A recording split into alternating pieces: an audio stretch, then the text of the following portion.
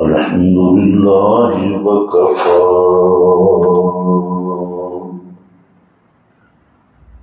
والصلاة والسلام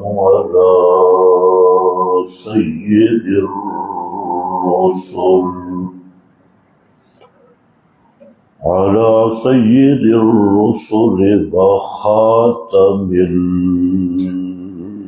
الأنبياء.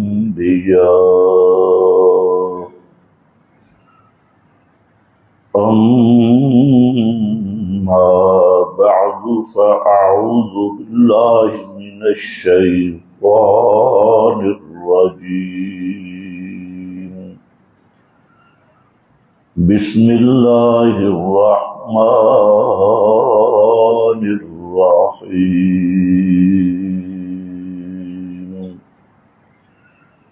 الله لا إله إلا هو. سبحان ربك رب العزة عما يصفون وسلام على المرسلين والحمد لله رب العالمین.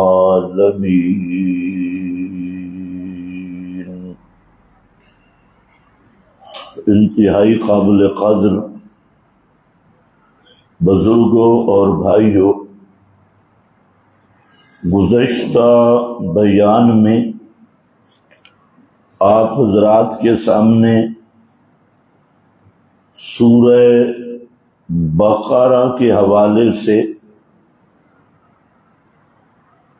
آیت پڑھی تھی، وَلَٰكِنَّ الْبِرَّ مَنْ آمَنَ بِاللَّهِ وَالْيَوْمِ الْآخِرِ وَالْمَلَائِكَةِ وَالْكِتَابِ وَالنَّبِيِّينَ، جس میں ایمان کی حقیقت کو بیان کیا گیا کہ کن چیزوں کے ساتھ ایمان لانا ضروری ہے. ان میں سے پہلی چیز تھی من آمن باللہ، ایمان باللہ، اللہ کے ساتھ ایمان لانا. تو اس پر میں نے گفتگو کی کہ ایک ہے اللہ تعالی کے وجود کو ماننا کہ اللہ موجود ہے اور اس کائنات کا خالق ہے. تو یہ نظریہ تو اکثر مذاہب کا رہا، اور جو وجود باری تعالی کے منکر لوگ ہیں تو وہ انتہائی قلت میں رہے، اور اللہ تعالی کے وجود کا انکار کرنا یہ عقل، فطرت، الہام اور مشاہدہ تینوں چیزوں سے بغاوت ہے. جو آدمی اپنے وجود کا قائل ہو اسے اللہ تعالی کے وجود کا قائل ہونا پڑتا ہے.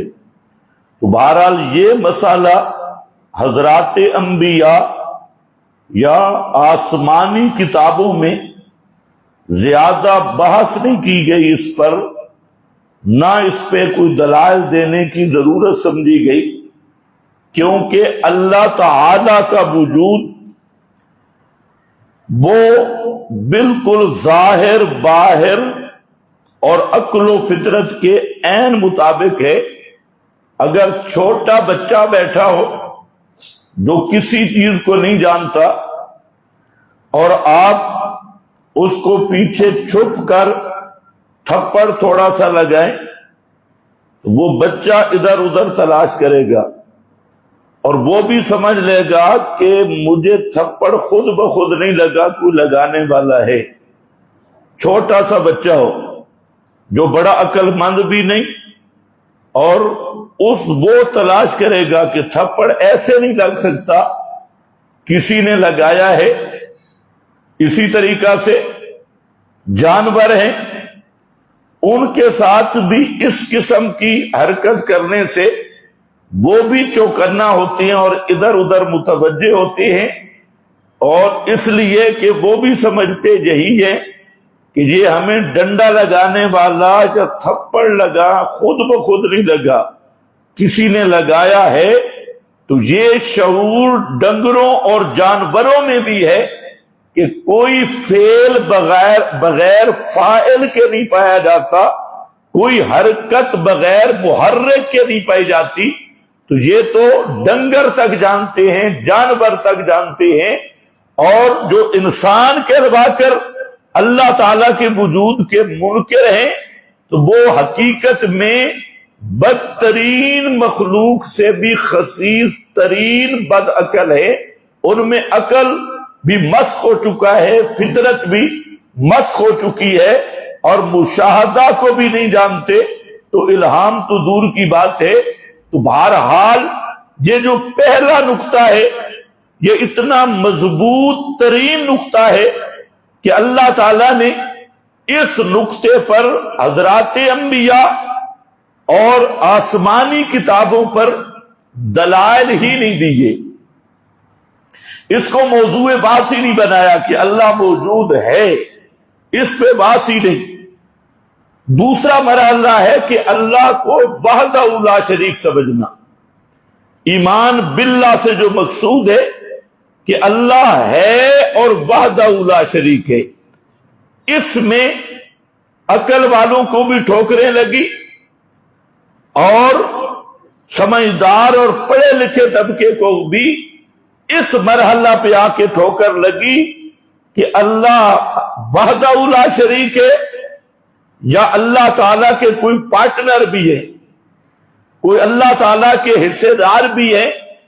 یہ ساری کائنات کا نظام، اس کو سیٹ کر دو، ساری کائنات کا نظام اکیلا چلا رہا ہے، یا کچھ اور بھی ساتھ پارٹنر، حصے دار اور شریک ہیں، یا اللہ تعالیٰ اپنی صفات میں وحدہ لا شریک ہے، یا کسی اور کو بھی اپنی صفتیں عطا کر دی، اور اللہ نے اپنے ساتھ کوئی معاون، کوئی وزیر، کوئی مشیر وہ بھی بنا رکھے ہیں۔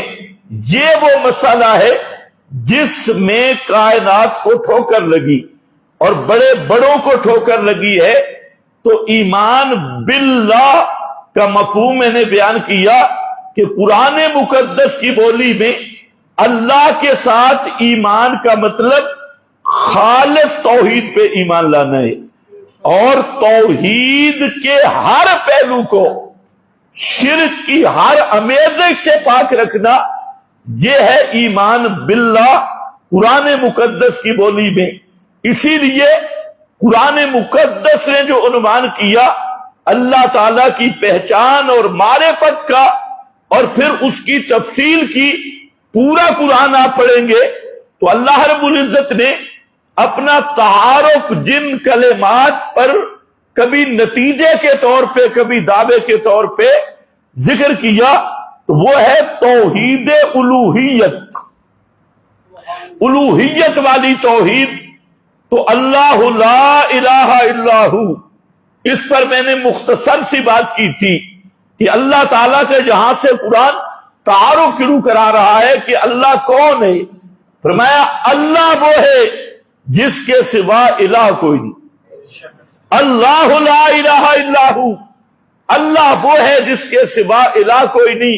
آگے پھر دلائل ہیں کیوں الہ کوئی نہیں، فرمایا الحی القیوم، اللہ الہ ہے اور الہ کوئی نہیں، اس لیے کہ لا حی الا ہو، ہمیشہ زندہ رہنے والا وہ صرف اللہ ہے، اللہ کے سوا کوئی ہمیشہ زندہ رہنے والا نہیں۔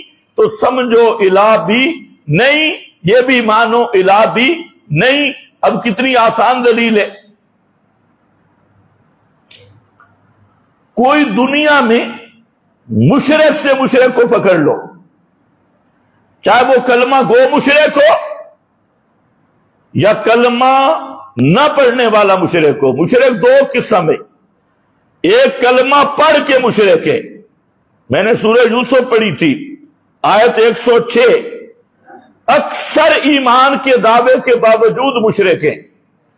تو کلمہ پڑھ کے منسوب الاسلام ہو کر مشرک، نمازی مشرک، حاجی مشرک، سخی مشرک، مدرسہ چلانے والا مشرک، اور یہ نیک مشرک ہیں، کلمہ گو مشرک، تسبیح بھی پڑھ رہا ہے بھی مشرک، نمازیں زکاتیں بھی ہے بھی مشرک، داڑھی بھی ناف تک رکھی ہے لیکن ہے بالکل مشرک، مونچھیں بالکل رگڑی ہوئی ہے لیکن ہے بالکل مشرک۔ تو یہ ہے کلمہ گو مشرک۔ اور دوسرا کلمہ نہ پڑھنے والا مشرک، جو مشرک بھی ہو ان سے آپ پوچھ لیں کہ دنیا میں کوئی ایسا ہے جس پہ موت نہ آئے؟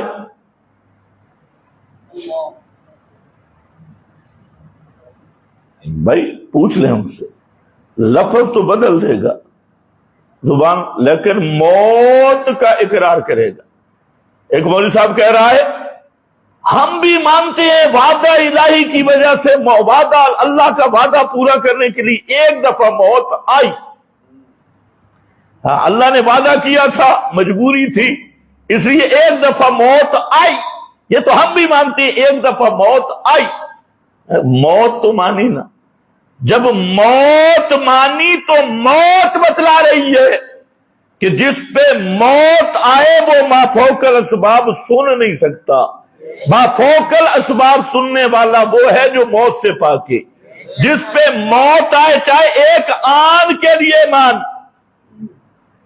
مجدد البدعات نے لکھا فتاوی رضویہ میں، کہتا ہے کہ ایک آن کی آن موت مانتے ہیں، آن ایک سیکنڈ کے لیے ہم بھی موت مانتے ہیں کہ مجبوری ہے کہ انکا میتن آ چکا ہے، اس لیے ایک لحظہ کے لیے ہم بھی موت مانتے ہیں، آن لحظہ چند سیکنڈوں کے لیے ہم موت مانیں گے تاکہ اللہ کا وعدہ پورا ہو۔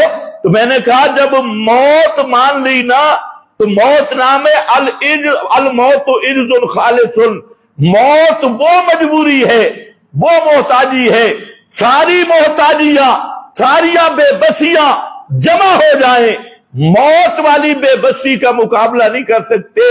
جب موت ایک آن کے لیے بھی مان لی تو پتہ چل گیا جس پہ موت آئے وہ الہ بھی نہیں، حاجت روا مشکل کشا، سمیع الدعا وہ نہیں بنتا۔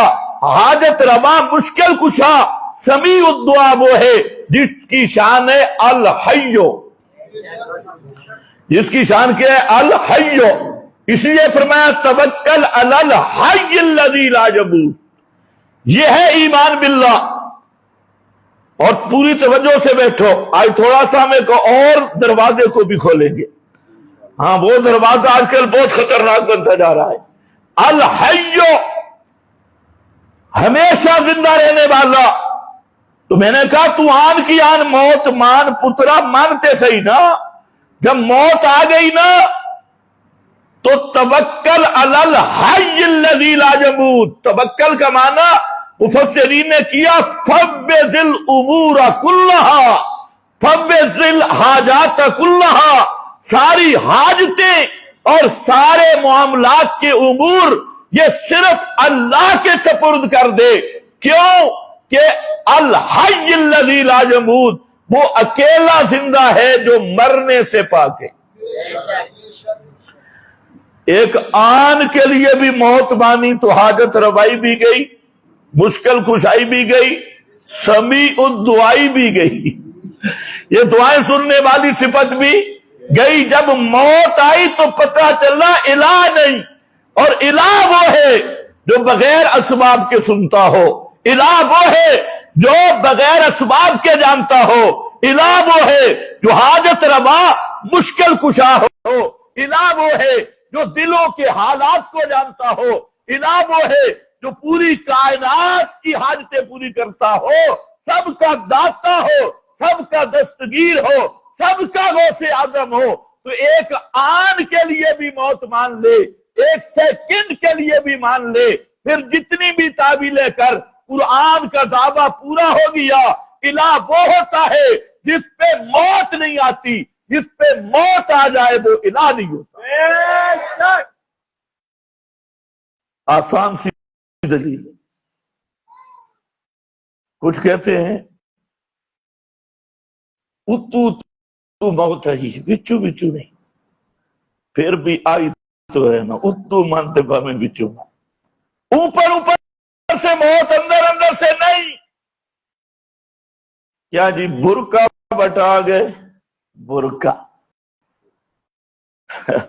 برقع، اور مولوی ایسا ہے کہ جس کی زنانی کے سر پہ بھی برقع نہیں ہے، برقع بٹا گئے، پردہ فرما گئے، اللہ علیہ پردہ فرما گئے، لا یموتون بل ینتقلون الی مکان، اوپر اوپر سے مرے ہیں، اللہ والوں کی موت پردہ ہے۔ میں نے کہا پھر بھی تو نے موت مانی، اگرچہ تحریف شدہ مانی، تحریف قرآن چلنے نہیں دیتا، کیونکہ قرآن مقدس نے جو موت کے مسئلے کو بیان کیا ہر عنوان سے بیان کیا، ہر ایک کے لیے بیان کیا۔ ایک دروازے سے نکلنا چاہے، کلو نفس ذائقۃ الموت سے بھاگنا چاہیا، قرآن نے کہا کلو من علیہ فان، یہاں سے کیسے نکلے گا؟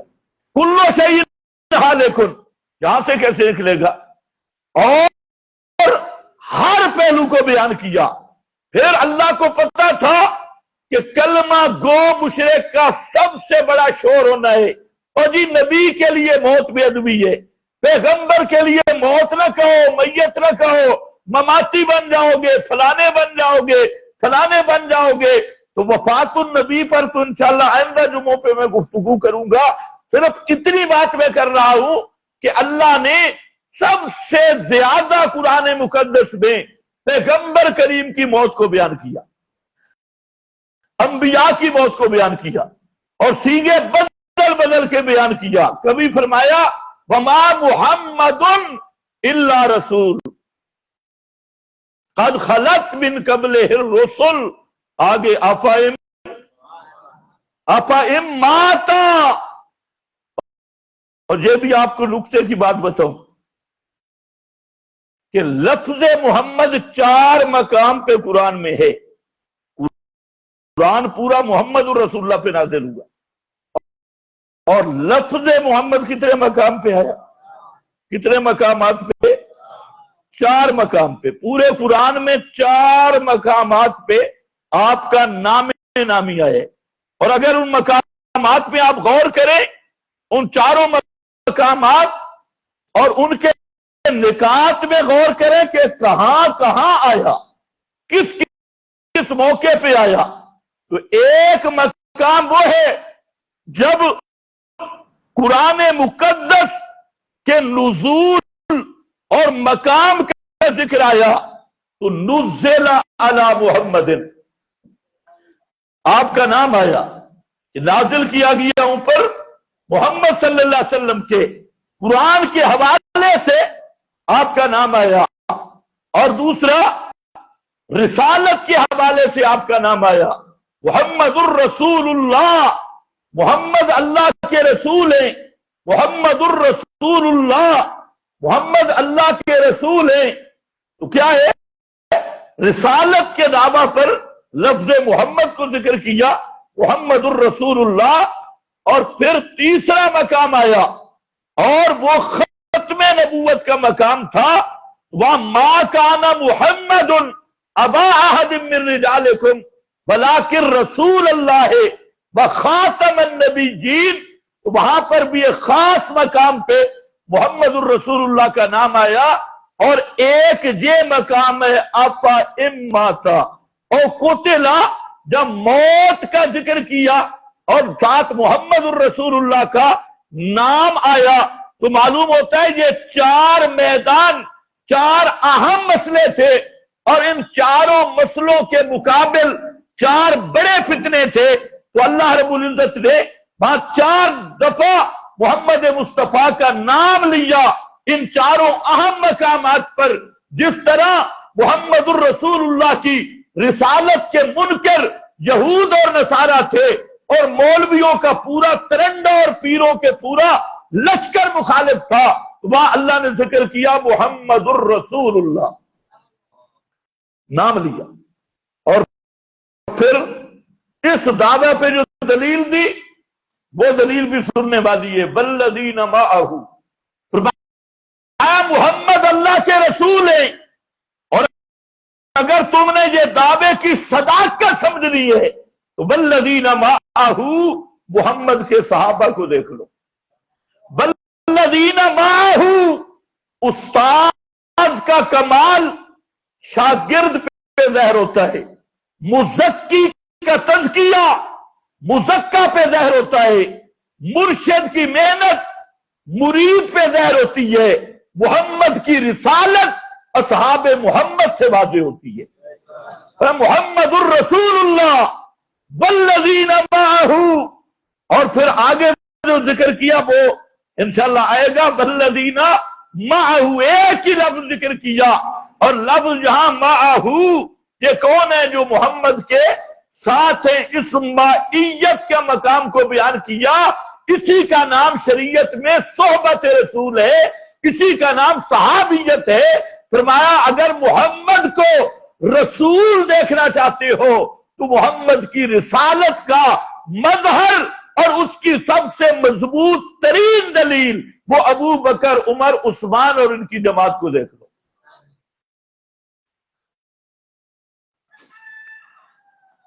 دنیا کا کوئی معلم اس کی صحبت کا وہ رنگ نہیں ہے، ساری کائنات کے معلم مل جائیں، کوئی ایک معلم نہیں ملتا کہ جس کی مجلس میں 1 منٹ جانے سے دلوں پہ انقلاب برپا ہو جائے اور دلوں کی زنگ اترنے لگ جائے۔ یہ کائنات کا واحد معلم ہے کہ جس کی مجلس میں جانے سے نظریں چہرے پہ پڑتی ہیں اور دلوں کا زنگ اترنا شروع ہو جاتا ہے، دل صاف ہونا شروع ہو جاتی ہیں۔ کرا الیکم الکفر والفسوق والعصیان، سارے زنگ اتر جاتے ہیں۔ یہ کائنات کا واحد معلم محمد مصطفیٰ ہے۔ کائنات میں آپ نے بڑے شاہد اور گواہ دیکھے ہوں گے، لیکن اللہ کی وحدانیت کا یہ معلم ایسا گواہ ہے، آیا ہے تو اکیلا شاہد، اکیلا گواہ ہے، اور جب جانے لگا تو انتم شہداء اللہ فی الارض، جو آپ کی مجلس میں گیا وہ بھی اللہ کا شاہد اور گواہ بن گیا۔ محمد الرسول اللہ والذین معہ، تو ایک فتنہ روافض کا دروازہ بند کر دیا۔ فرمایا خبردار اصحاب محمد، یہ محمد الرسول اللہ والے دعوے کی دلیل ہیں، جو اس دلیل کو باطل کرتا ہے وہ محمد کی رسالت پہ ایمان رکھ ہی نہیں سکتا۔ لہذا صحابہ سے بغض رکھنے والا وہ کٹر کافر اور مرتد تو ہو سکتا ہے، وہ رسالت محمدیہ پہ اس کا ایمان ہو ہی نہیں سکتا۔ یہ اہم مضمون تھا۔ اور نزل علی محمد، تو وہ جہاد اور قتال کی بات آ رہی ہے، اور قرآن کی خاص صورتوں کی بات آ رہی ہے۔ وہاں لفظ محمد ذکر کیا، جو قرآن کا دشمن ہے اور قرآن کے مقابل کتابڑیاں روایتیں اور بابا جی، دادا جی، نانا جی، نانی جی، دادی جی پیش کرتا ہے، تو وہ ظالم محمد مصطفیٰ کی رسالت پہ ایمان رکھ ہی نہیں سکتا، کیونکہ قرآن محمد پہ آیا، اور قرآن سارا 30 پاروں والا قرآن یہ محمد کی رسالت ہے۔ یہ قرآن کیا ہے؟ محمد الرسول اللہ کی رسالت کہتے ہیں پیغام کو۔ محمد رسول بن کے آئے، پیغام پنجابی معنی سنیہ دے من واسطے آئے کہ محمد دا سنیہا تے پیغام کے وے القرآن قرآن کی شکل میں موجود ہے، اس لیے جو قرآن کی کسی ایک آیت یا کسی ایک قطعی مسئلے کا انکار کرے اور اس کے مقابلے میں دوسری چیزیں پیش کرے، وہ ابلیس کی نسل تو ہو سکتا ہے، وہ مومن نہیں ہو سکتا۔ بے شک لفظ سخت ہے لیکن موجود ہے قرآن میں۔ اللہ نے جب حکم دیا اسجدوا لآدم، یہ کلام اللہ تھا، فرشتے مان گئے اور ایک بابا اکڑ گیا صوفی صاحب، سجدہ کر ابا واستکبر، میں اور سجدہ میں جب اس نے میں شروع کی نا، اور آگے اس نے بڑی دلیل بھی دی۔ آج کل جیسے سکول کالج والے دلیلیں لیتی ہیں، نئی پارٹی، اور جن کے شیخ الاسلام وہ ہیں جنہیں استنجا کرنا بھی نہیں آتا، ان کے شیخ الاسلام میں لیکچرار، ڈاکٹرار اور بڑے بڑے جو استنجا کرنا نہیں جانتے، وہ ان کے امام ہی، اور امام ابو حنیفہ، امام شافعی، احمد اور مالک کی جگہ پہ انہیں بٹھایا ہوئے، اور پھر پینٹ پتلونوں سمیت دیکھتی یہ تو ہمارے بڑے محقق ہیں اور بڑے شیوخ ہیں، وہ نہیں پتا، تو وہ بھی دلیلیں دیتی۔ تو ابلیس نے بھی دلیل دی، ابلیس نے کہا انا خیر منہ، میں اس سے بہتر ہوں۔ کیوں؟ کیا بہتری ہے؟ کہ اس کو مٹی سے بنایا، مجھے آگ سے بنایا۔ اب کوئی پروفیسر ہوتا تو کہتا ہوں ماشاء، یس سر، دلیل آ گئی، یس سر، دلیل تو زبردست ہے، اس کو مٹی سے بنایا اور مجھے کس سے بنایا؟ آگ سے۔ آگ اوپر جاتی ہے، مٹی میں سے سجدہ، میرا مادہ بہتر ہے، میرا مادہ تخلیق افضل ہے تو میں بھی افضل ہوں۔ اب اس نے منطقی دلیل پیش کی، بھائی ابلیس نے بھی کوئی تھوڑی دلیل نہیں پیش کی، لیکن اللہ نے کیا فرمایا؟ فَخْرُجْ مِنْهَا۔ اچھا، پورے قرآن میں اللہ نے ابلیس کی دلیل کا جواب نہیں دیا، پورا قرآن پڑھ۔ حافظ ابن القیم رحمہ اللہ نے 17 وجہ لکھی ہے کہ ابلیس کی یہ بھی جہالت ہے، اس کا یہ استدلال اور یہ دلیل بالکل باطل پہ مبنی ہے، لیکن اللہ نے پورے قرآن میں ابلیس کی دلیل کا جواب ذرا سمجھو نہیں دیا۔ کیوں؟ ایک ہی جواب آیا، فَخْرُجْ مِنْهَا إِنَّكَ رَجِيمٌ وَإِنَّ عَلَيْكَ لَعْنَتِي إِلَىٰ يَوْمِ الدِّينِ۔ اور بے ایمانہ نکل جا، فَخْرُجْ، نکل، دفع ہو جا، اور تو مرجوم بھی ہوگا، تو ملعون بھی ہوگا، قیامت تک میری لعنت کا محبت بنے گا، میری لعنت تجھ پہ برسے گی۔ اللہ نے کیا سبق دیا؟ ایک تو یہ کہ اللہ کے کلام کے مقابل جو دلیل پیش کرے وہ ابلیس ہوتا ہے۔ ادھر آپ قرآن پیش کریں اور کو کہے ہماری کتاب میں لکھا ہے، سمجھو ابلیس ہے، ابلیس ہے۔ کلام الہی کے مقابل بڑی سے بڑی دلیل لائے، سمجھو کیا ہے؟ بولو، سمجھو کیا ہے؟ ابلیس ہے، اور اس کا علاج ہے ضرب یضرب ضربا مرجوم رجیم فخرج منہا، بے شک کہتا رہے نکل پلیت، نکل پلیت۔ تو معلوم ہوتا ہے کتاب اللہ اور اللہ کے کلام کے مقابل جو دلیل پیش کرتا ہے، کوئی بات پیش کرتا ہے، کتاب پیش کرتا ہے، وہ ملعون ہے، وہ ابلیس کی نسل ہے۔ تو اس لیے وہاں لفظ محمد آیا، نزل علی محمد، اور دوسرا وہ مقام جہاد ہے، جو جہاد کا منکر ہے اور الیکشن کو جہاد کہتا ہے اور جمہوریت کو جہاد کہتا ہے، وہ بھی 1000 دفعہ سفید داڑھی رکھے، 5 لاکھ علماء کا استاد بنے اور صوفی جنید، اور جائے کعبہ کے ارد گرد طواف کرے، کعبہ کے رب کی قسم وہ بھی اسی طرح کافر ہے جیسے ابو جہل کافر تھا۔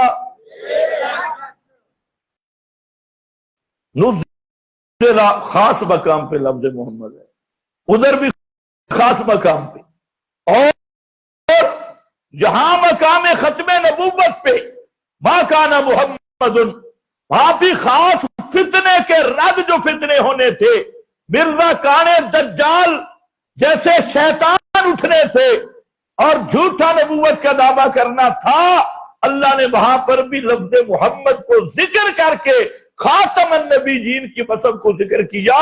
اور چوتھا مقام ہے موت اور حیات کا مسئلہ، جو سب سے بڑا یہ حیات والا عقیدہ، سما والا عقیدہ، جو شرک کا مین گیٹ تھا، سارے مشرکوں نے اسی گیٹ سے آنا تھا، شرک نے جہاں سے جنم لینا تھا، تو اللہ نے جب محمد مصطفیٰ کی موت کے امکان کو ذکر کیا، وہاں پر بھی لفظ محمد ذکر کیا تاکہ للڑ فتنے کے بھی منہ پہ تماچا لگ جائے۔ ما کان محمد وہاں آیا تو جہاں کیا ہے، ما محمد الا رسول قد خلت من قبلہ الرسل افا اماتا او قتلا، افا اماتا اگر محمد کریم مر جائیں، افا اماتا کوئی ترجمہ اٹھا لو، مر جائیں، ترجمے میں کسی نے نہیں لکھا برقع بٹا جائیں، برقع بٹا جائیں، پردہ فرما جائیں، نہیں، افا اماتا۔ اور پھر فرمایا انکا میت، میت کا لفظ بولا، یہاں ماتا کا صیغہ ذکر کیا، اذقناک ضعف الحیات و ضعف الممات، یہاں ممات کا لفظ ذکر کیا، قل ان صلاتی و نسکی و محیای و مماتی، مماتی کا لفظ ذکر کیا۔ تو سارے صیغے اللہ نے یہاں پر ذکر کیے، جو مشرک کے لیے زہر قاتل تھے۔ تو بہرحال میں عرض کر رہا تھا، موت تو ماننی پڑے گی، انبیاء کے لیے بھی موت، فرشتوں کے لیے بھی موت، موت کے لیے بھی موت، مقربین جبریل کے لیے بھی موت، محمد مصطفیٰ کے لیے بھی موت۔ جب موت مان لی تو مسئلہ حل ہو گیا۔ الحی کون ہے؟ تو الہ بھی کون ہے؟ الحی اللہ، تو الہ بھی اللہ۔ پھر فرمایا القیوم، القیوم کا معنی ساری کائنات کی تدبیریں کرنے والا، جس کا قیام ہے، جو چیز وجود رکھتی ہے، ہر ایک چیز پہ تصرف کرنے والا، پوری کائنات کو تھامنے والا، سنبھالنے والا، ساری کائنات کا کنٹرول رکھنے والی ذات القیوم، بے تدبیر الخلائق، ساری کائنات کی تدبیریں کرنے والا، خود قائم ہے، اور ساری کا جو کائنات میں قائم ہے اسی کے اذن، تدبیر اور تصرف سے قائم ہے۔ ایک لحظہ بھی اس کی تصرف ہٹ جائے تو کوئی قائم رہ نہیں سکتا۔ کوئی جاگ رہا ہے اسی کے تصرف سے، کوئی سو رہا ہے اسی کے تصرف سے، کوئی گرا ہوا ہے اسی کی تدبیر ہے، کوئی تخت پہ ہے اسی کی تدبیر ہے، کوئی تختے پہ ہے اسی کی تدبیر ہے، کوئی جناب تنگ دست ہے اسی کی تدبیر ہے، کسی کو کھانے کا نہیں مل رہا اسی کی تدبیر ہے، کسی سے سنبھالا نہیں جا رہا اسی کی تدبیر ہے۔ القیوم، ساری کائنات کو تھامنے والا،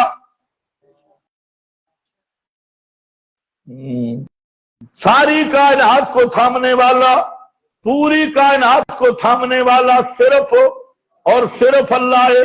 سبحان اللہ۔ تو اب مسئلہ کیا نکلا؟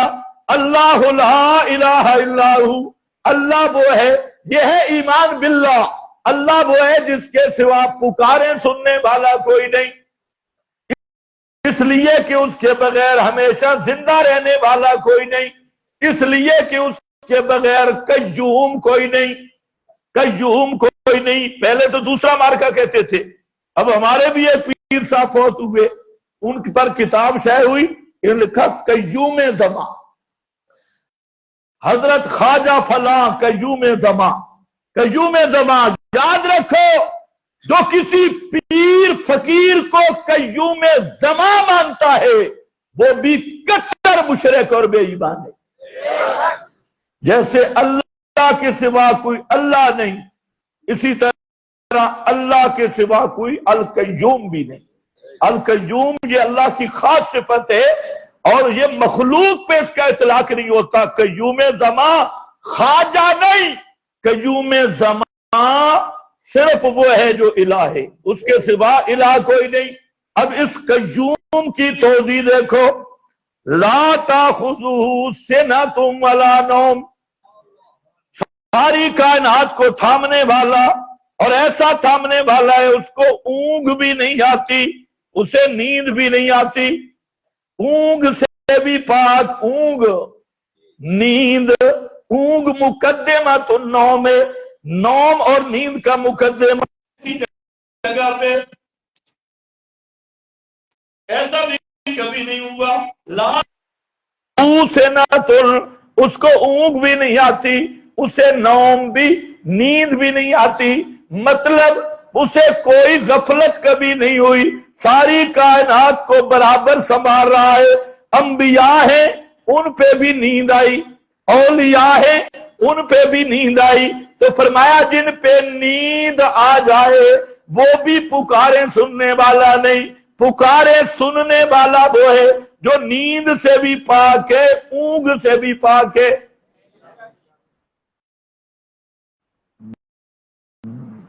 کتنا آسان مسئلہ ہے۔ ایسے تو اللہ کے نبی نے نہیں فرمایا کہ آیت الکرسی پڑھو شیطان بھاگ جاتے، تو شیطان کو سب سے زیادہ تکلیف کس سے ہوتی ہے؟ توحید سے۔ یہ ایمان باللہ کا مسئلہ ہے۔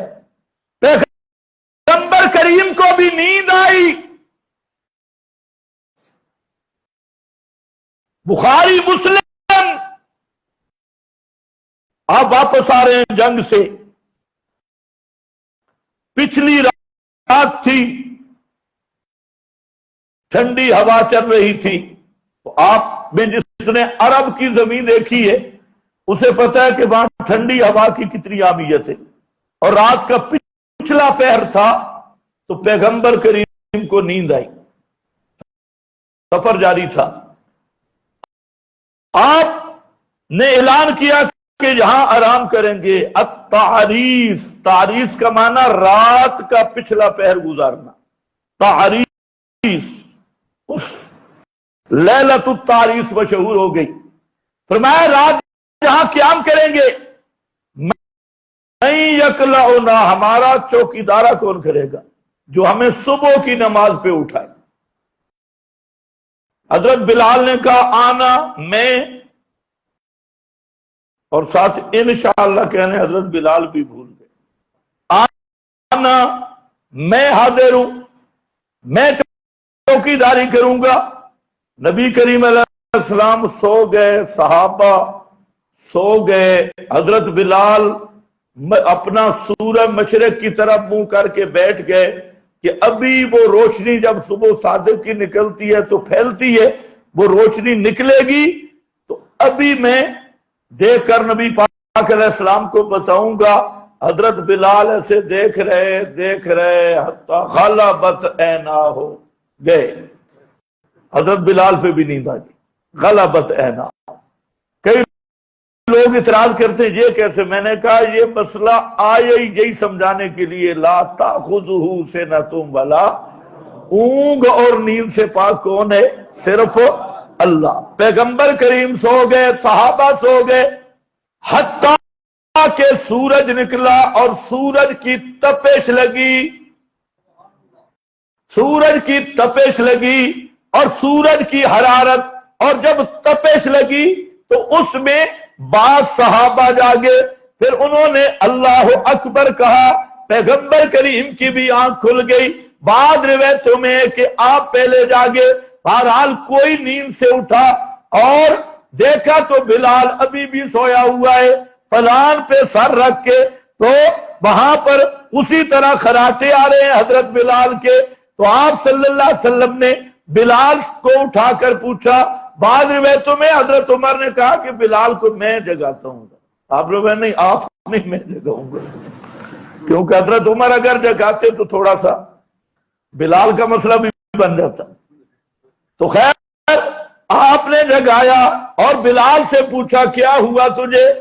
آگے بھی بلال تھا پیغمبر کا خادم، لفظ بڑے بہترین انتخاب کیے، فرمایا یا رسول اللہ جو آپ کے ساتھ ہوا میرے ساتھ بھی وہ ہوا جو آپ کے ساتھ ہوا، ان اللہ قبض ارواحکم، یہ روحیں اللہ کے قبضے میں ہیں، اور جب چاہتا ہے ان کا ادراک قبض کر لیتا ہے، جیسے اللہ نے تمہارا ادراک قبض کیا، میرا ادراک بھی رب نے قبض کیا ہے، نہ تمہارے بس میں ہے نہ میرے بس میں ہے۔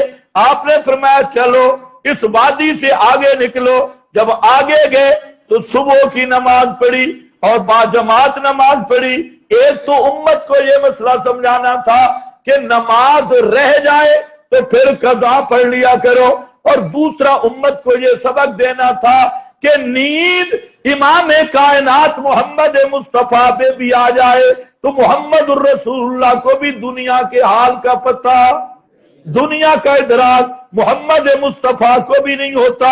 حضرت علی بھی ساتھ ہیں، ان کو بھی نہیں پتا چلا، ابو بکر و عمر بھی ساتھ ہیں، ساری کائنات کے اولیاء کے امام بھی اور انبیاء کے امام بھی وہ سو گئے، لیکن حالت نوم اور نیند میں انہیں نہ صبح کا ہونا معلوم ہوا نہ سورج کا چڑھنا معلوم ہوا۔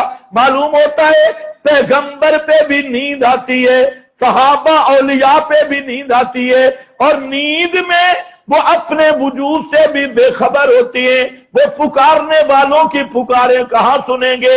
الہ وہ ہے لا تأخذہ سنۃ ولا نوم، جس کو اونگ بھی نہ آئے، جس کو نیند بھی نہ آئے۔ دیکھو اللہ کے رجسٹرڈ شدہ اولیاء اصحاب کہف وہ سو گئے اور 309 سال تک سوئے رہے، 309 سال تک وہ سوئے رہے، اور کیا اٹھ کے کیا کہتے ہیں؟ لبسنا یومن او بعد یوم، ہم یہاں پر رہے ایک دن یا دن سے بھی کم، لبسنا یومن او بعد یوم۔ تو اللہ تعالیٰ کیا مسئلہ بتا رہے ہیں؟ مسئلہ یہی ہے، فرمایا اے کائنات والو، اولیاء پہ نیند آ جائے، پیغمبر کریم پہ نیند آ جائے تو انہیں اپنے وجود کا بھی پتہ نہیں، تو تمہاری پکاروں کا کیسے پتہ چلے گا کہ ہماری قبروں پہ کون آیا اور کون نہیں آیا؟ تو نیند والے کی تو قبر بھی کوئی نہیں ہوتی،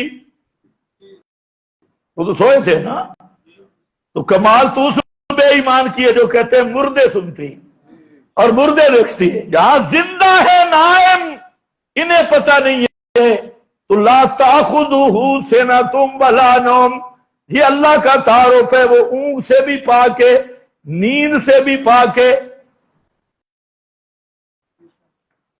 آگے لہو ما فی السماوات وما، پھر اسی مضمون کو، ساری کائنات پہ اسی کا راج ہے۔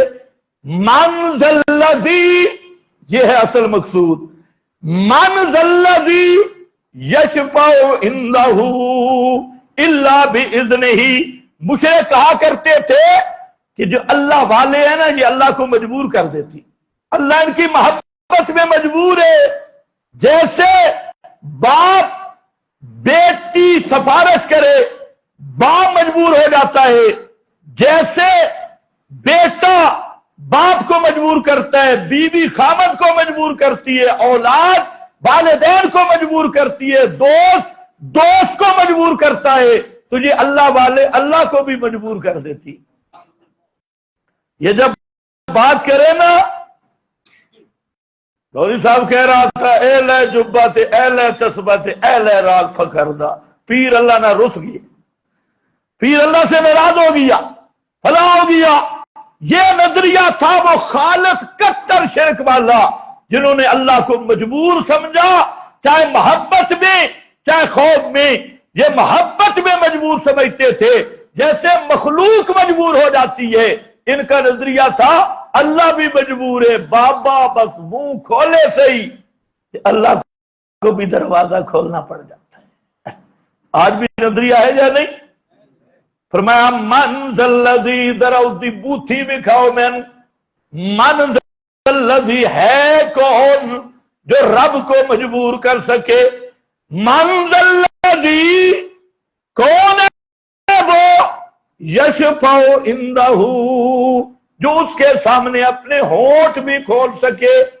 لا یتکلمون لا یملکون منہ خطابا.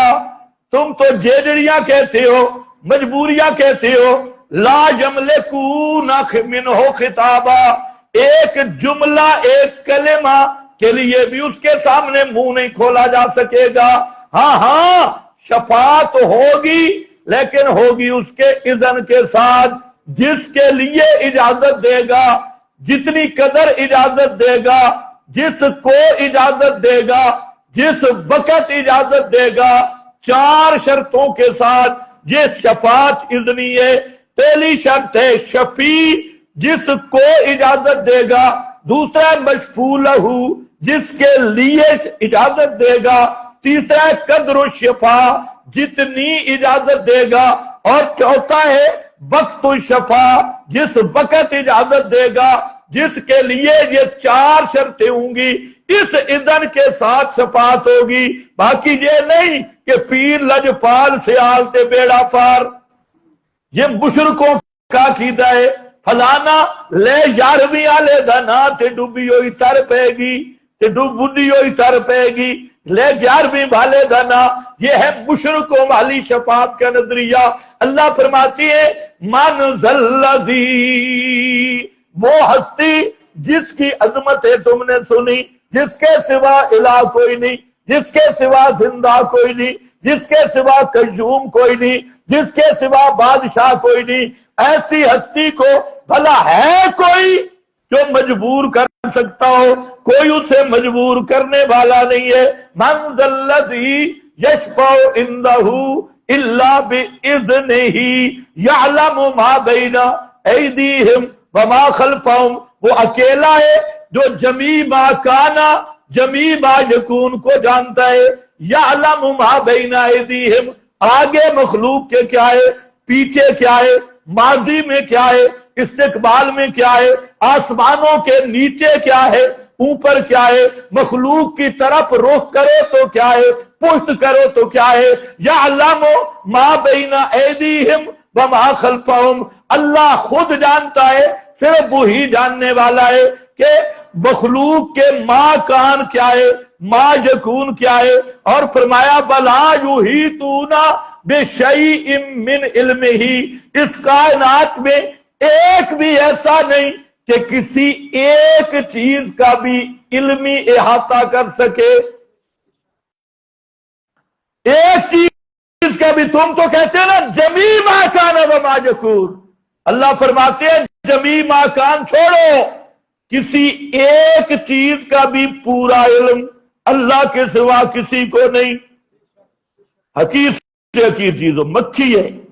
یہ مکھی پیدا ہونے کے بعد پہلے انقلابات چھوڑو پیدا ہونے کے بعد پوری زندگی کتنی عمر پائے گی کہاں کہاں اڑے گی کہاں کہاں بیٹھے گی کہاں کیا کیا چیز کھائے گی کتنی شادیاں کرے گی کتنی بچے جنے گی اور یہ کہاں کہاں کب کب اور کیسے کیسے اڑے گی کب بیمار ہوگی کب صحت مند ہوگی کب بھوکی ہوگی کب پیاسی ہوگی کتنا پانی پیے گی کتنی خوراک کھائے گی کب کب کھائے گی کہاں کہاں سے کھائے گی اور کتنی زندگی کے ساتھ گزارے گی کس کیفیت کے ساتھ ہوں گے کتنے دکھ دیکھے گی کتنے سکھ دیکھے گی اور یہ مکھی کہاں مرے گی مرنے کے بعد کیسے مرے گی کب مرے گی اور مرنے کے بعد اس کا میٹیریل کہاں پھرے گا کہاں اڑے گا کہاں جائے گا کیسے رہے گا کیسے ختم ہوگا.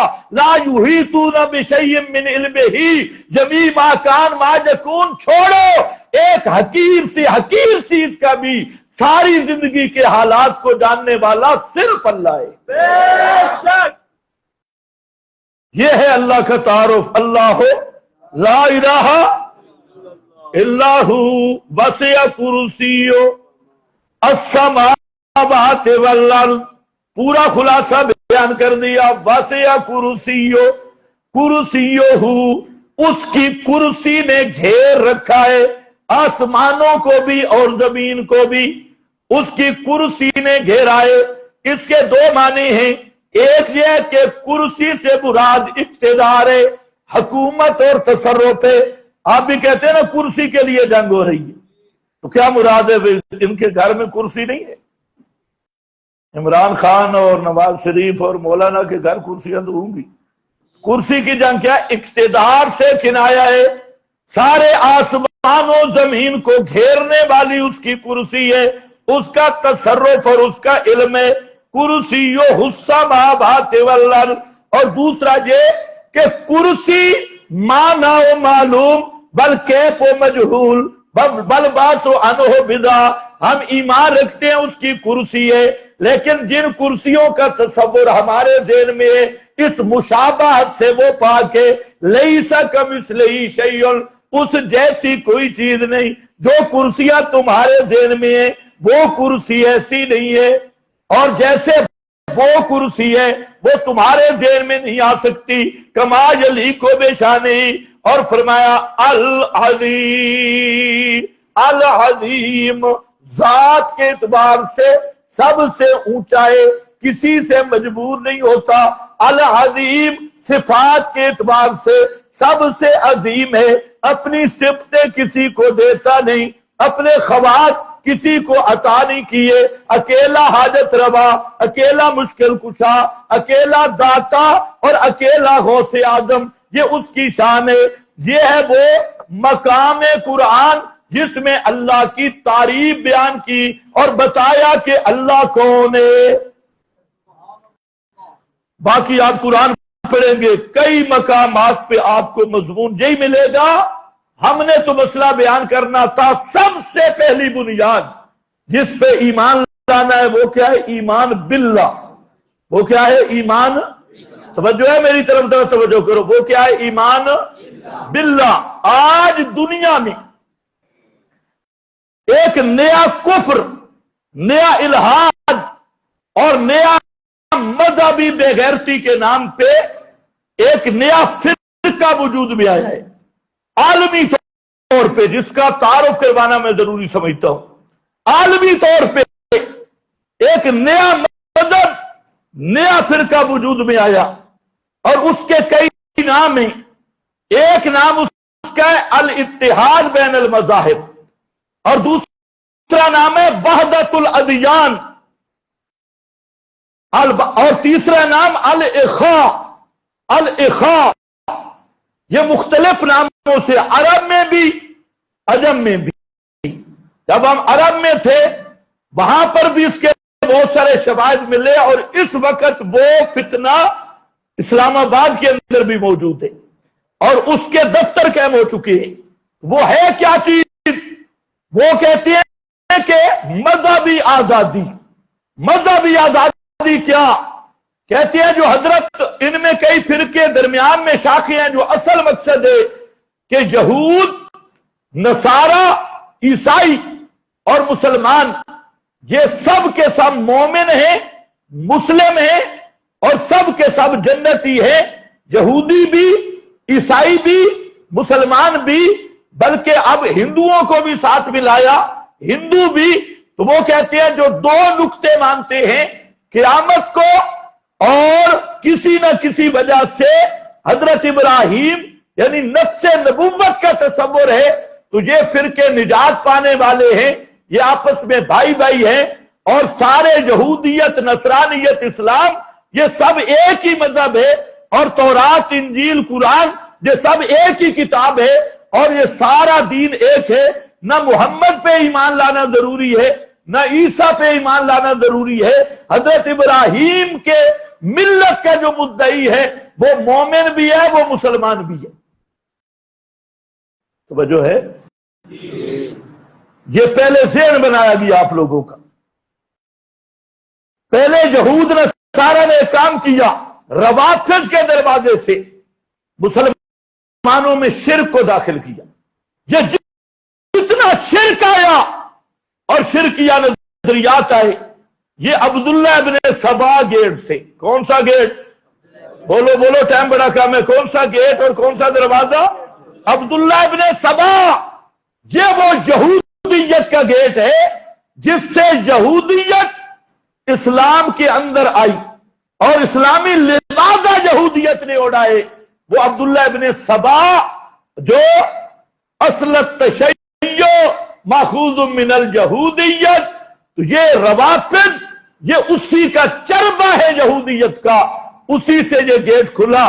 اور عبداللہ ابن سبا کے ذریعے پہلا کام یہ کیا گیا کہ اسلام جیسے خالص توحید والے مذہب میں شرک کی آمیزش کی گئی. اور پھر ان روافض نے تصوف کا رنگ اختیار کیا. کون سا رنگ؟ بولو. صحیح تصوف کیا منکر نہیں، بلکہ عادت نہیں مجھے بتانا. مجھے الحمدللہ یہ 4 نہیں 5 سلسلوں کی مجھے خود خلافت حاصل ہے. خود 5 سلسلے جو تصوف کے ہیں اور ان کے بڑے بڑے ماہرین اجلہ ذمہ داران سے مجھے اجازت ہے بیعت کرنے کی بھی. یہ الگ بات ہے کہ بیعت ہم صرف توحید پہ کرتی ہے، لیکن ہم نے پڑھا نقش بندی سیکھا، سہروردی، قادری، چشتی ہے کیا، اور بابا چلاسی سلسلہ یہ ہم نے دیکھا. لیکن یاد رکھو ایک تصوف کی مسخ شدہ صورت ہے اور مسخ شدہ وہ صوفی حلولی شیطان، وحدت الوجود کی محرف شدہ صورت حلولی صوفیوں کے ذریعے یہودیت اسلام میں ان ہوئی آئی. اور وہ جو متصوفات الیہود تھے ان کا بھی یہی تھا، کیا مسجد میں کیا مندر میں سب جلوہ ہے وجہ اللہ کا.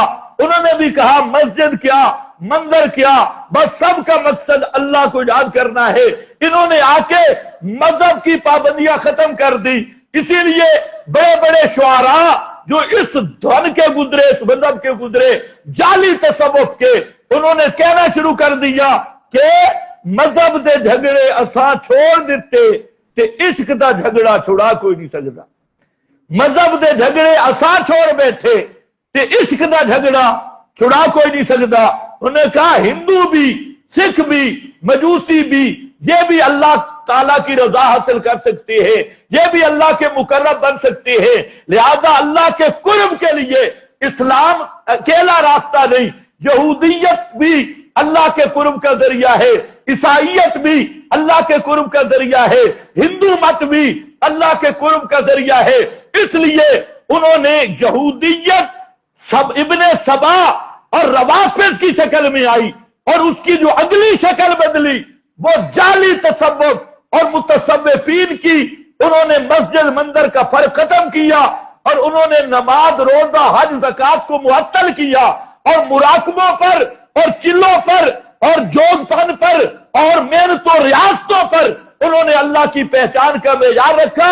اور انہوں نے کہا کوئی مذہب کی پابندی نہیں، کوئی ہندو ہو، سکھ ہو، مجوسی ہو، سب کے سب جنتی ہیں، سب کے سب ناجی ہیں. اسی سلسلہ پر یہ جو گرو نانک تھا، گرو نانک سکھوں کا بابا، اس کے متعلق بھی یہی تصورات. تو خیر آج پھر انہوں نے جعلی مفتی 2 سال والے کورس والے پیدا کیے. یہ سب انہیں یہودیت کی پیداوار جنہوں نے کفر اور اسلام کو مکس کر دیا اور شریک کفر کی تعویلیں کی. جو غیر اللہ کے لیے علم غیب مانے ہم اسے کافر نہیں کہتے، جو بشریت الانبیاء کا انکار کرے ہم اسے کافر نہیں کہتے، جو غیر اللہ کے الہ مانے، سوئے پکار مانے نہیں یہ معول ہے. ویسے پوری امت ایک ہے، کسی کو چھیڑو، اپنے مذہب کو چھوڑو نہیں، کسی دوسرے کو چھیڑو نہیں. توجہ ہے؟ اپنے مذہب کو چھوڑو نہیں اور کسی کو، یہ کفریہ جملہ ہے اور اس کا قائل بھی مرتد ہے، اس پہ راضی ہونے والا بھی مرتد ہے. اپنے مذہب کو چھوڑو نہیں، کسی کو چھیڑو نہیں. صحابہ نے کسی کو نہیں چھیڑا، انبیاء نے کسی کو نہیں چھیڑا، یہ جو قرآن کہتا ہے فَاقْتُلُوا الْمُشْرِكِينَ، فَاقْتُلُوا الْمُشْرِكِينَ قَاتِلُوا أَئِمَّةَ الْكُفْرِ، کفر کے ہیڈ کا سر لو، قاتلوا کفر کے سرداروں، اماموں، مولویوں، پیروں سے شروع کرو، قاتلوا ائمۃ الکفر، اور فاقتلوا المشرکین، یہ کیا ہے؟ قل یا ایھا الکافرون، پڑھو قل یا ایھا، آگے کیا ہے؟ لا، آگے اس کے یہی معنی ہے کسی کو چھیڑو نہیں، اسلام آیا ہی چھیڑنے کے لیے۔ یہ ایک رفتار سے آگے چلا، وقت بڑا کم ہے، انشاءاللہ اس پہ مفصل بات آ جائے گی الفرقان آئی ڈی پر بھی، مستقل سوال و جواب کے ساتھ۔ یہ سب سے خطرناک الہاد کا فتنہ ہے۔ پھر انہی مفتیوں نے رائے بینڈ کے ذریعے دعوت پھیلائی، کافر کو بھی کافر نہ کہو، ہاں کافر نو لالا، کافر کو بھی کافر نہ کہو، فلسفہ ہو سکتا ہے کل مسلمان ہو جائے، کسی کو کافر نہ کہو، کلمہ گو کو کافر نہ کہو، کافر کو کافر نہ کہو، ہندو بھی ہمارے بھائی، سکھ بھی ہمارے بھائی، یہودی بھی ہمارے بھائی۔ میں نے کہا بالکل تم ساروں کا مرکب ہو۔ پھر یہ فتنہ جب اوپر آیا تو اب جو اصل مقصد تھا وہ واضح ہو گیا، وہ کہاں سے یہود نصارہ نے شروع کیا تھا، اب آیا۔ انہوں نے کہا یہودی، نصرانی، سکھ اور یہ جتنے مذاہب ہیں یہ سب کے سب حق کا ہے، اور سب ان کے ماننے والے مومن ہیں، سب ان کے ماننے والے موحد ہیں، اور یہ اللہ کو مانتے ہیں، داریہ نہیں۔ جو داریہ ہے اور اللہ کے وجود کا منکر ہے صرف کافر وہ ہے، اور جس کے مذہب میں اللہ کا تصور ہے، آخرت کا تصور ہے، چاہے یہودی ہو، چاہے نصرانی ہو، چاہے کوئی مذہب کا ہو، تو یہ سارے مومن بھرا ہے، انہوں کوئی گل نہ۔ ایمان سے بتاؤ یہ اسلام ہے یا کفر ہے؟ بولو۔ یہودیوں کا ایمان باللہ ہے جی؟ قرآن پر ابھی وقت کم ہے، صرف اشارات کروں گا۔ پہلا پوائنٹ ایمان باللہ والا، یہودیوں میں ایمان باللہ ہے؟ کیوں نہیں؟ قالت الیہود عزیر ابن اللہ، یہودیوں نے کہا عزیر اللہ کا بیٹا، اور جو عزیر کو اللہ کا بیٹا مانے وہ مباحث یا کافر ہے؟ اونچا بول، وہ جنتی ہے یا جہنمی ہے؟ اس کا اللہ پہ ایمان ہے یا اللہ کے ایمان کا منکر ہے؟ قالت الیہود عزیر ابن اللہ، یہودیوں نے کہا عزیر اللہ کا بیٹا ہے۔ اتخذوا احبارہم ورہبانہم اربابا من دون اللہ، یہودی وہ بدبخت گروہ ہے، وہ مغضوب علیہ گروہ ہے جنہوں نے انبیاء اولیاء کی قبروں کو پوجائے۔ بتاؤ ایمان کا اظہار کرو، جو قبر کا پجاری ہو کیا وہ مسلمان ہو سکتا ہے؟ قبر کا پجاری مسلمان مومن نہیں ہو سکتا۔ پھر یہودی وہ ہیں جن کے ساتھ اللہ نے قتال کا حکم دیا، ان سے جزیہ وصول کرنے کا حکم دیا، اور یہودی وہ ہیں کہ پورا قرآن یہود نصارہ کے ساتھ، ہر کفر کے ساتھ برات سے عبارت ہے، اس کے ساتھ بائیکاٹ سے عبارت ہے۔ ابھی تک آپ لوگ سمجھ نہیں رہے تھے، ابھی آپ کو سمجھ آئے گی۔ آپ کو مولوی کہتے تھے ہر ایک کے پیچھے نماز ہو جاتی ہے جی، خیر صلی اللہ ہے، بدعتیوں کو بھی جفے مار لیتے تھے، خیر صلی اللہ ہے، سارے بھیرا کیونکہ سارے پاکستانی ہیں۔ تو اب پتہ چلے گا، اب برادری میں اضافہ ہو گیا، یہودی بھی بھائی، نصرانی بھی بھائی، سکھ بھی بھائی، ہندو بھی بھائی، اور اس کا نام کیا رکھا؟ مذہبی ہم آہنگی۔ تمہارے سکولوں کے نصاب میں آ رہی ہے، اسی کا نام وحدت الادیان ہے، یعنی دوسرے لفظوں میں یہ مذہبی دیوسیت اور مذہبی سب سے بڑی بے غیرتی کا نام وحدت الادیان ہے۔ جو مذہبی بے غیرت ہوگا، جو مذہبی دیوس ہوگا، وہ اس مذہب کی حمایت کرے گا، ورنہ پورا قرآن فاتحہ سے لے کے والناس تک ہر کافر سے برات کا اعلان کر رہا ہے۔ اور الیوم اکملت لکم دینکم واتممت علیکم نعمتی، آگے کیا ہے، ورضیت لکم الاسلام دینا، اور کیا فرمایا، من یبتغی غیر الاسلام دینا فلن یقبل، یہ دین محمد مصطفیٰ جسی کا نام اسلام ہے، اور جو نبوت محمد مصطفیٰ سے منحرف ہے وہ کٹر کافر ہے، اور اسے نجات والا، ناجی سمجھنے والا، اور اسے مومن اور مسلم سمجھنے والا اس سے بڑا مرتد ہے۔ جو نبوت محمد کا منکر ہو وہ مسلمان ہوگا؟ یہ تو آئے گا نا ایمان بالرسل، ایمان باللہ، سورہ توبہ اس کا مضمون پڑھنا۔ یہود کو اللہ فرماتے ہیں لا یؤمنون باللہ، ان کا اللہ پہ ایمان نہیں، بھلا یدینون دین الحق، ان کا دین حق بھی نہیں، یہ حق والے دین کو بھی نہیں مانتے، ان کا اللہ پہ ایمان بھی نہیں اور ان کا آخرت پہ ایمان بھی نہیں۔ اس لیے ان کے لیے دو آپشن دیے، قاتل الذین، ان کے ساتھ قتال کرو یہ تمہارے دشمن ہے، حتیٰ یعطوا الجزیہ، حتیٰ کہ یہ پکا ٹیکس دے۔ تو ٹیکس کس سے لیا جاتا ہے؟ ہاں ابھی تو آپ سے لیا جا رہا ہے۔ پہلے زمانہ تھا کہ مومن کافر سے ٹیکس لیتا، جزیہ۔ تو فرمایا ان یدن، یہ یہودی مولوی تے پیر یہ سارے دفتر میں آئیں گے، نوکر کو نہیں بھیجیں گے، ان یدن لین میں لگیں گے اور ہاتھ سے دیں گے، جی ایسا ٹیکس دیں، وہم صاغرون، فرمایا تب یہ ذلیل ہوں گے جو محمد مصطفیٰ کی نبوت کے مقابلے آئے، تکبر کی وجہ سے آئے، اب ان کو ذلیل کرنا ہے۔ تو ٹیکس ہاتھوں میں لیے ہوئے کاغذ، یہودی مولوی دفتر میں، جی پیسے یوں کر رہا ہے۔ اب قرآن تو کہتا ہے کہ یہ نہ ایمان باللہ رکھتے ہیں، نہ دین حق مانتے ہیں، نہ قیامت پر ایمان رکھتے ہیں، اور جو ملا مولوی کہہ نہیں جی سارے بیرا، وہ بھی جنتی تھے، ہم بھی جنتی، حضرت عیسیٰ کی نبوت کو نہ مانے، محمد کی نبوت کو نہ مانے، تو کہتے کوئی مسئلہ نہیں، محمد رسول اللہ پہ ایمان لانا ضروری معاذ اللہ نہیں ہے۔ تو اس لیے یہودی نصرانی محمد کو نہیں مانتے نا، ابراہیم کو تو مانتے ہیں۔ میں نے کہا بے ایمانہ تجھے یہ نہیں پتا، قرآن کہتا ہے کہ یہ یہود نصارہ کی پرانی چال ہے، نؤمن ببعض ونکفر ببعض، بعض رسولوں پہ ایمان رکھنا، بعض کا انکار کرنا۔ کسی ایک پیغمبر کی دعوت یا پیغمبر کی، سچے نبی کی نبوت کا انکار کرنے والا، قرآن اس کو سب نبیوں کی نبوت کا منکر کہتا ہے۔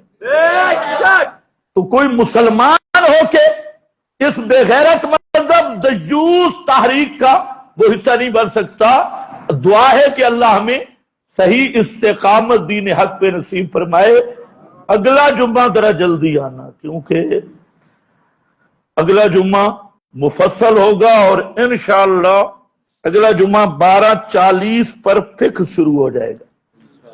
ہاں، اور ٹائم پہ تشریف لانا تاکہ اگلے جمعے کا جو خاص مسئلہ ہے وہ بیان ہوگا۔ بہرحال آپ سے یہ گزارش ہے کہ ربیع الاول کی بدعات سے بچ کے رہو، جتنی بدعات ہیں تو اگلے جمعے پہ اس کا پوسٹ مارٹم ہوگا۔